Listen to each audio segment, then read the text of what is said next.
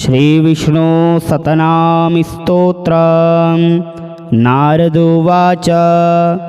वासुदेवं ऋषिकेशं वामनं जलसायिनं जनार्दनं हरिं कृष्णं श्रीवक्षं गरुडध्वजं वराहं पुण्डरीकाक्षं नृसिंहं नरकान्तकम्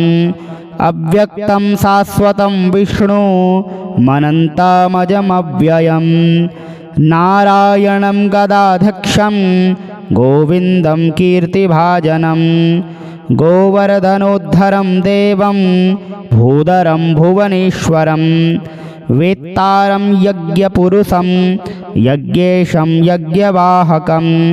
चक्रपाणिं गदापाणिं शङ्खपाणिं नरोत्तमं वैकुण्ठं दुष्टदमनं भूगर्भं पीतवाससं त्रिविक्रमं त्रिकालज्ञं त्रिमूर्तिनन्दिकेश्वरं रामं रामं हयग्रीवं भीमं रौद्रं भवोद्भवं श्रीपतिं श्रीधरं श्रीशं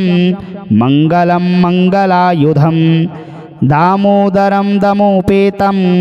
केशवं केशिसूदनं वरेण्यं वरदं विष्णु मानन्दं वासुदेवजं हिरण्यरेतसं दीप्तं पुराणं पुरुषोत्तमं सकलं निष्कलं शुद्धं निर्गुणं गुणशाश्वतं हिरण्यतनुसङ्काशं सूर्यायुतसमप्रभं मेघश्यामं चतुर्बाहुं कुशलं कमलेक्षणं ज्योतिरूपमरूपं च स्वरूपं रूपसंस्थितं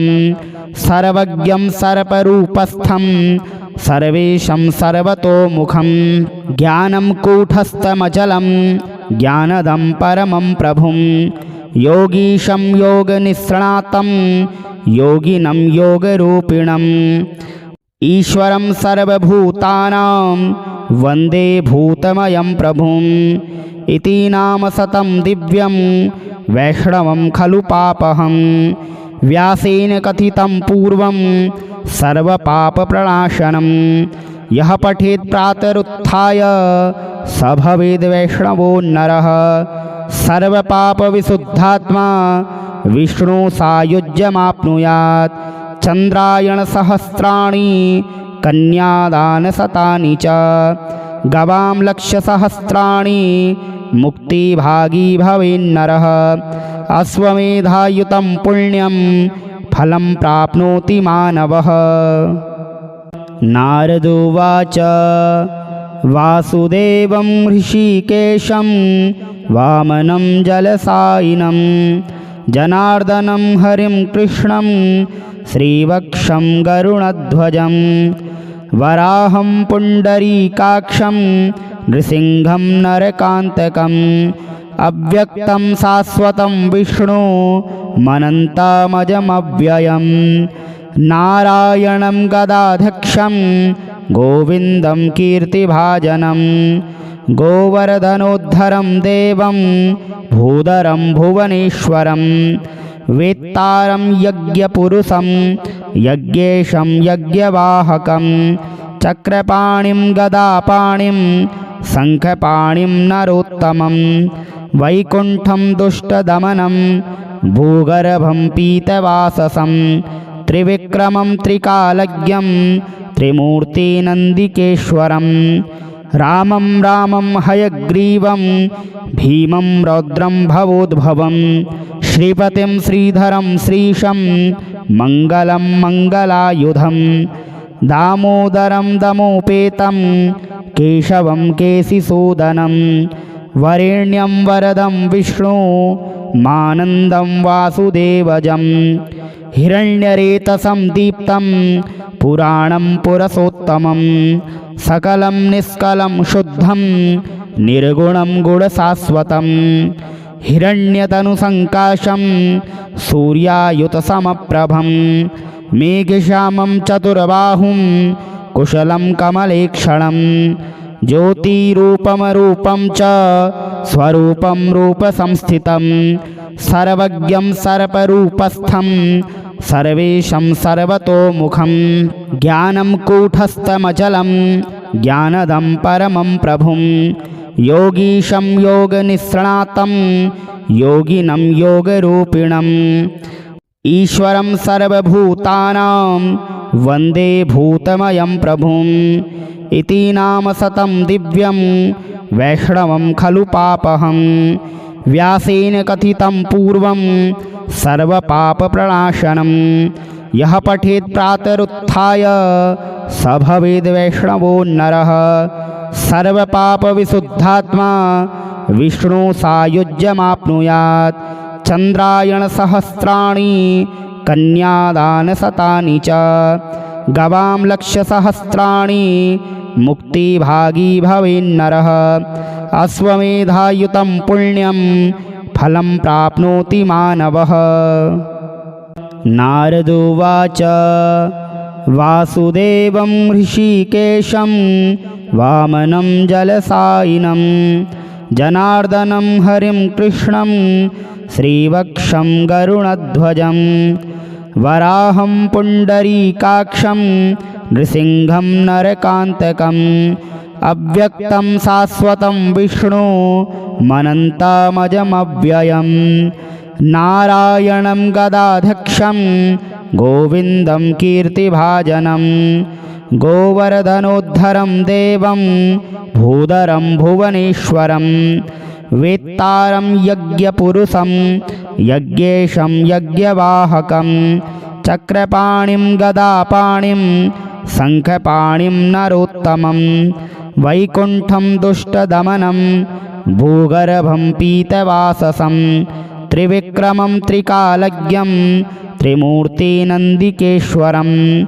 रामं रामं हयग्रीवं भीमं रौद्रं भवोद्भवं श्रीपतिं श्रीधरं श्रीशं मङ्गलं मङ्गलायुधं दामोदरं दमोपेतं केशवं केशिसूदनं वरेण्यं वरदं विष्णु मानन्दं वासुदेवजं हिरण्यरेतसं दीप्तं पुराणं पुरुषोत्तमं सकलं निष्कलं शुद्धं निर्गुणं गुणशाश्वतं हिरण्यतनुसङ्काशं सूर्यायुतसमप्रभं मेघश्यामं चतुर्बाहुं कुशलं कमलेक्षणं ज्योतिरूपमरूपं च स्वरूपं रूपसंस्थितं सर्वज्ञं सर्परूपस्थं सर्वेशं सर्वतोमुखं ज्ञानं कूटस्थमचलं ज्ञानदं परमं प्रभुं योगीशं योगनिष्णातं योगिनं योगरूपिणम् ईश्वरं सर्वभूतानां वन्दे भूतमयं प्रभुम् इति नाम सतं दिव्यं वैष्णवं खलु पापहं व्यासेन कथितं पूर्वं सर्वपापप्रणाशनं यः पठेत् प्रातरुत्थाय स भवेद् वैष्णवो नरः सर्वपापविशुद्धात्मा विष्णु सायुज्यमाप्नुयात् चन्द्रायणसहस्राणि कन्यादानशतानि च गवां लक्षसहस्राणि मुक्तिभागी भवेन्नरः अश्वमेधायुतं पुण्यं फलं प्राप्नोति मानवः। नारद उवाच वासुदेवं ऋषिकेशं वामनं जलसायिनं जनार्दनं हरिं कृष्णं श्रीवक्षं गरुणध्वजं वराहं पुण्डरीकाक्षं नृसिंहं नरकान्तकम् अव्यक्तं शाश्वतं विष्णु मनन्तमजमव्ययं नारायणं गदाध्यक्षं गोविन्दं कीर्तिभाजनं गोवर्धनोद्धरं देवं भूधरं भुवनेश्वरं वेत्तारं यज्ञपुरुषं यज्ञेशं यज्ञवाहकं चक्रपाणिं गदापाणिं शङ्खपाणिं नरोत्तमं वैकुण्ठं दुष्टदमनं भूगर्भं पीतवाससं त्रिविक्रमं त्रिकालज्ञं त्रिमूर्तिनन्दिकेश्वरं रामं रामं हयग्रीवं भीमं रौद्रं भवोद्भवं श्रीपतिं श्रीधरं श्रीशं मङ्गलं मङ्गलायुधं दामोदरं दमोपेतं केशवं केशिसूदनं वरेण्यं वरदं विष्णु मानन्दं वासुदेवजं हिरण्यरेतसं दीप्तं पुराणं पुरसोत्तमं सकलं निष्कलं शुद्धं निर्गुणं गुणशाश्वतं हिरण्यतनुसङ्काशं सूर्यायुतसमप्रभं मेघश्यामं चतुर्बाहुं कुशलं कमलेक्षणं ज्योतिरूपमरूपं च स्वरूपं रूपसंस्थितं सर्वज्ञं सर्वरूपस्थं सर्वेशं सर्वतोमुखं ज्ञानं कूटस्थमचलं ज्ञानदं परमं प्रभुं योगीशं योगनिष्णातं योगिनं योगरूपिणम् ईश्वरं सर्वभूतानां वन्दे भूतमयं प्रभुम् इति नाम शतं दिव्यं वैष्णवं खलु पापहं व्यासेन कथितं पूर्वं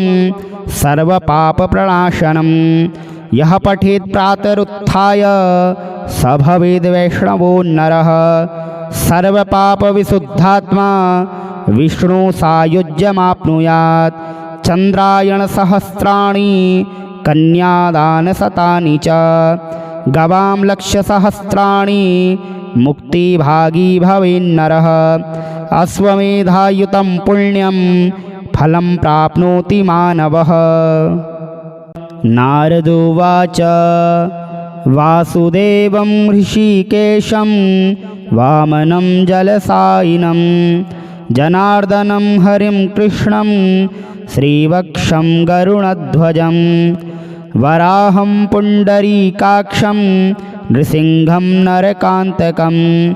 अव्यक्तं शाश्वतं विष्णु मनन्तमजमव्ययं नारायणं गदाध्यक्षं गोविन्दं कीर्तिभाजनं गोवर्धनोद्धरं देवं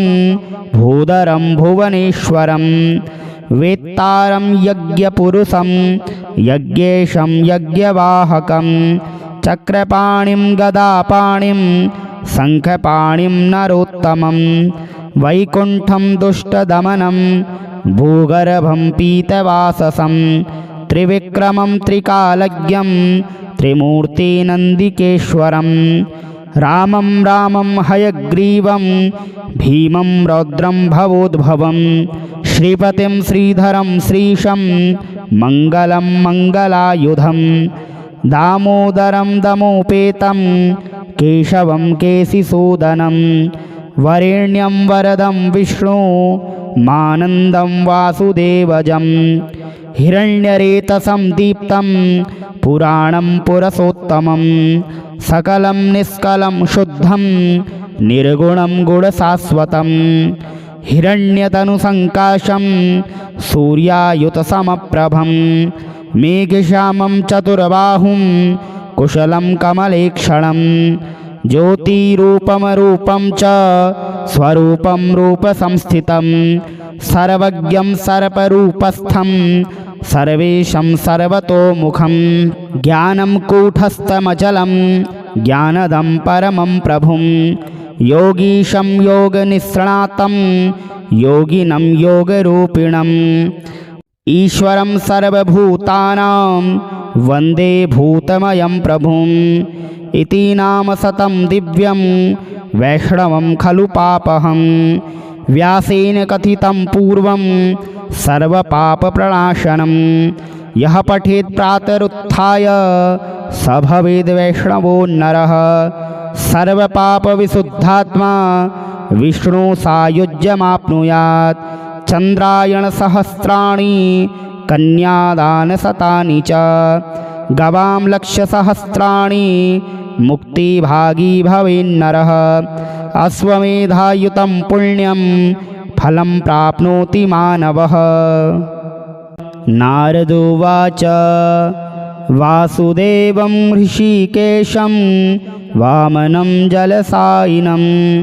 जनार्दनं हरिं कृष्णं श्रीवक्षं गरुणध्वजं वराहं पुण्डरीकाक्षं नृसिंहं नरकान्तकम् अव्यक्तं शाश्वतं विष्णु मनन्तमजमव्ययं नारायणं गदाध्यक्षं गोविन्दं कीर्तिभाजनं गोवर्धनोद्धरं देवं भूधरं भुवनेश्वरं वेत्तारं यज्ञपुरुषं यज्ञेशं यज्ञवाहकं चक्रपाणिं गदापाणिं शङ्खपाणिं नरोत्तमं वैकुण्ठं दुष्टदमनं भूगर्भं पीतवाससं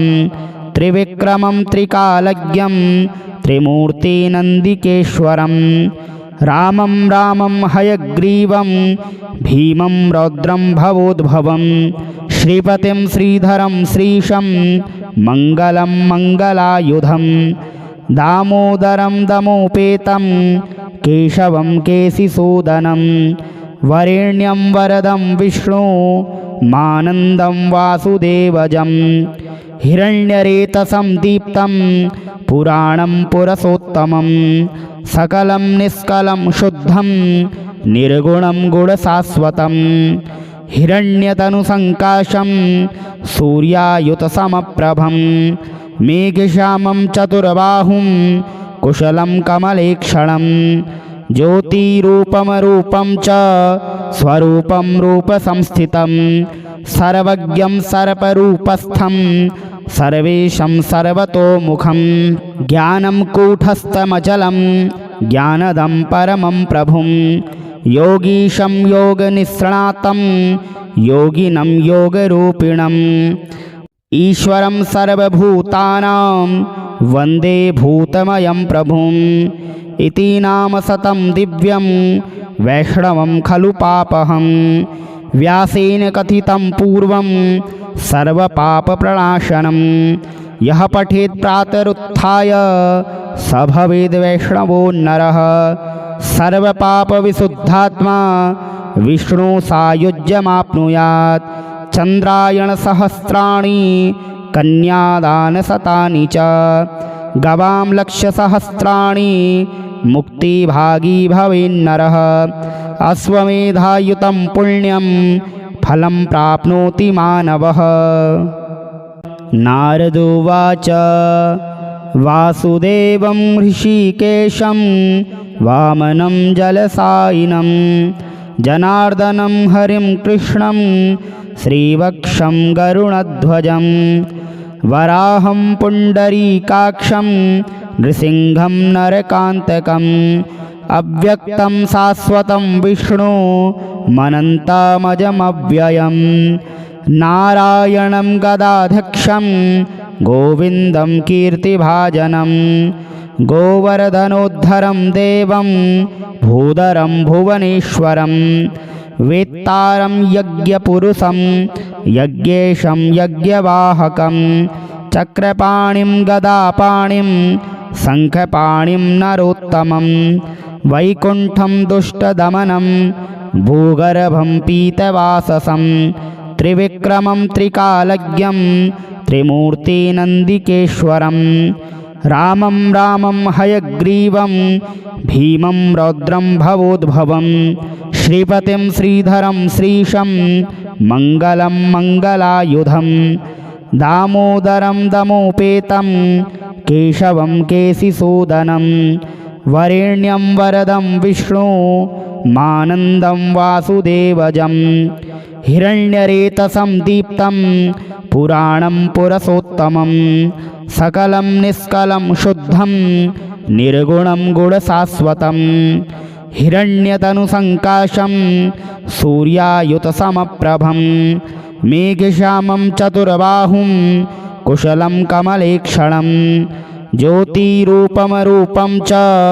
स्वरूपं रूपसंस्थितं सर्वज्ञं सर्वरूपस्थं सर्वेशं सर्वतोमुखं ज्ञानं कूटस्थमचलं ज्ञानदं परमं प्रभुं योगीशं योगनिष्णातं योगिनं योगरूपिणम् ईश्वरं सर्वभूतानां वन्दे भूतमयं प्रभुम् इति नाम सतं दिव्यं वैष्णवं खलु पापहं व्यासेन कथितं पूर्वं सर्वपापप्रणाशनं यः पठेत् प्रातरुत्थाय स भवेद् वैष्णवो नरः सर्वपापविशुद्धात्मा विष्णु सायुज्यमाप्नुयात् चन्द्रायणसहस्राणि कन्यादानशतानि च गवां लक्षसहस्राणि मुक्तिभागी भवेन्नरः अश्वमेधायुतं पुण्यं फलं प्राप्नोति मानवः। नारद उवाच वासुदेवं ऋषिकेशं वामनं जलसायिनं जनार्दनं हरिं कृष्णं श्रीवक्षं गरुणध्वजं वराहं पुण्डरीकाक्षं नृसिंहं नरकान्तकम् अव्यक्तं शाश्वतं विष्णु मनन्तमजमव्ययं नारायणं गदाध्यक्षं गोविन्दं कीर्तिभाजनं गोवर्धनोद्धरं देवं भूधरं भुवनेश्वरं वेत्तारं यज्ञपुरुषं यज्ञेशं यज्ञवाहकं चक्रपाणिं गदापाणिं शङ्खपाणिं नरोत्तमं वैकुण्ठं दुष्टदमनं भूगर्भं पीतवाससं त्रिविक्रमं त्रिकालज्ञं त्रिमूर्तिनन्दिकेश्वरं रामं रामं हयग्रीवं भीमं रौद्रं भवोद्भवं श्रीपतिं श्रीधरं श्रीशं मङ्गलं मङ्गलायुधं दामोदरं दमोपेतं केशवं केशिसूदनं वरेण्यं वरदं विष्णु मानन्दं वासुदेवजं हिरण्यरेतसं दीप्तं पुराणं पुरुषोत्तमं सकलं निष्कलं शुद्धं निर्गुणं गुणशाश्वतं हिरण्यतनुसङ्काशं सूर्यायुतसमप्रभं मेघश्यामं चतुर्बाहुं कुशलं कमलेक्षणं ज्योतिरूपमरूपं च स्वरूपं रूपसंस्थितं सर्वज्ञं सर्वरूपस्थं सर्वेशं सर्वतोमुखं ज्ञानं कूटस्थमचलं ज्ञानदं परमं प्रभुं योगीशं योगनिष्णातं योगिनं योगरूपिणम् ईश्वरं सर्वभूतानां वन्दे भूतमयं प्रभुम् इति नाम सतं दिव्यं वैष्णवं खलु पापहं व्यासेन कथितं पूर्वं सर्वपापप्रणाशनं यः पठेत् प्रातरुत्थाय स भवेद् वैष्णवो नरः सर्वपापविशुद्धात्मा विष्णु सायुज्यमाप्नुयात् चन्द्रायणसहस्राणि कन्यादानशतानि च गवां लक्षसहस्राणि मुक्तिभागी भवेन्नरः अश्वमेधायुतं पुण्यं फलं प्राप्नोति मानवः। नारद उवाच वासुदेवं ऋषिकेशं वामनं जलसायिनं जनार्दनं हरिं कृष्णं श्रीवक्षं गरुणध्वजं वराहं पुण्डरीकाक्षं नृसिंहं नरकान्तकम् अव्यक्तं शाश्वतं विष्णु मनन्तमजमव्ययं नारायणं गदाध्यक्षं गोविन्दं कीर्तिभाजनं गोवर्धनोद्धरं देवं भूधरं भुवनेश्वरं वेत्तारं यज्ञपुरुषं यज्ञेशं यज्ञवाहकं चक्रपाणिं गदापाणिं शङ्खपाणिं नरोत्तमं वैकुण्ठं दुष्टदमनं भूगर्भं पीतवाससं त्रिविक्रमं त्रिकालज्ञं त्रिमूर्तिनन्दिकेश्वरं रामं रामं हयग्रीवं भीमं रौद्रं भवोद्भवं श्रीपतिं श्रीधरं श्रीशं मङ्गलं मङ्गलायुधं दामोदरं दमोपेतं केशवं केशिसूदनं वरेण्यं वरदं विष्णु मानन्दं वासुदेवजं हिरण्यरेतसं दीप्तं पुराणं पुरसोत्तमं सकलं निष्कलं शुद्धं निर्गुणं गुणशाश्वतं हिरण्यतनुसङ्काशं सूर्यायुतसमप्रभं मेघश्यामं चतुर्बाहुं कुशलं कमलेक्षणं ज्योतिरूपमरूपं च स्वरूपं रूपसंस्थितं सर्वज्ञं सर्वरूपस्थं सर्वेशं सर्वतोमुखं ज्ञानं कूटस्थमचलं ज्ञानदं परमं प्रभुं योगीशं योगनिष्णातं योगिनं योगरूपिणम् ईश्वरं सर्वभूतानां वन्दे भूतमयं प्रभुम् इति नाम शतं दिव्यं वैष्णवं खलु पापहं व्यासेन कथितं पूर्वं सर्वपापप्रणाशनं यः पठेत् प्रातरुत्थाय स भवेद् वैष्णवो नरः सर्वपापविशुद्धात्मा विष्णु सायुज्यमाप्नुयात् चन्द्रायणसहस्राणि कन्यादानशतानि च गवां लक्षसहस्राणि मुक्तिभागी भवेन्नरः अश्वमेधायुतं पुण्यं फलं प्राप्नोति मानवः।